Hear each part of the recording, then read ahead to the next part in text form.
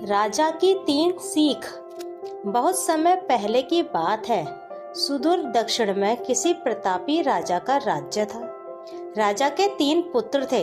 एक दिन राजा के मन में आया कि पुत्रों को कुछ ऐसी शिक्षा दी जाए कि समय आने पर वो राजकाज संभाल सकें। इसी विचार के साथ राजा ने सभी पुत्रों को दरबार में बुलाया और बोला, पुत्रों, हमारे राज्य में नाशपाती का कोई वृक्ष नहीं है। मैं चाहता हूँ तुम सब 4-4 महीने के अंतराल पर इस वृक्ष की तलाश में जाओ और पता लगाओ कि वो कैसा होता है। राजा की आज्ञा पाकर तीनों पुत्र बारी बारी से गए और वापस लौट आए। सभी पुत्रों के लौट आने पर राजा ने पुनः सभी को दरबार में बुलाया और उस पेड़ के बारे में बताने को कहा। पहला पुत्र बोला, पिताजी, वह पेड़ तो बिल्कुल टेढ़ा मेढ़ा और सूखा हुआ था। दूसरे पुत्र ने पहले को बीच में ही रोकते हुए कहा, नहीं नहीं, वो तो बिल्कुल हरा भरा था, लेकिन शायद उसमें कुछ कमी थी क्योंकि उस पर एक भी फल नहीं लगा था। फिर तीसरा पुत्र बोला, भैया, लगता है आप भी कोई गलत पेड़ देख आए, क्योंकि मैंने सचमुच नाशपाती का पेड़ देखा। वो बहुत ही शानदार था और फलों से लदा पड़ा था। और तीनों पुत्र अपनी अपनी बात को लेकर आपस में विवाद करने लगे।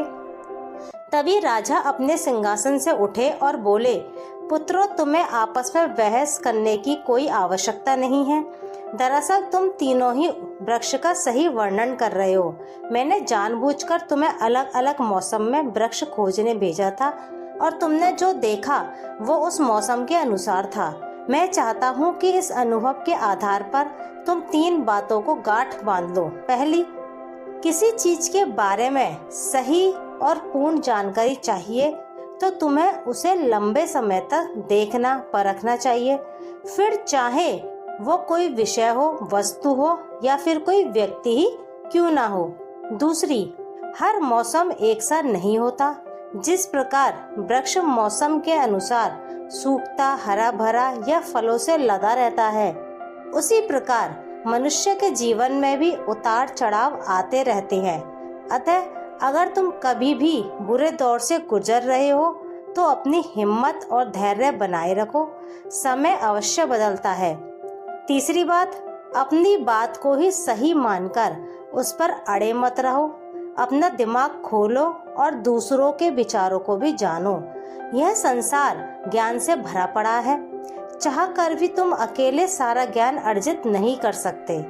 इसलिए भ्रम की स्थिति में किसी ज्ञानी व्यक्ति से सलाह लेने में संकोच मत करो।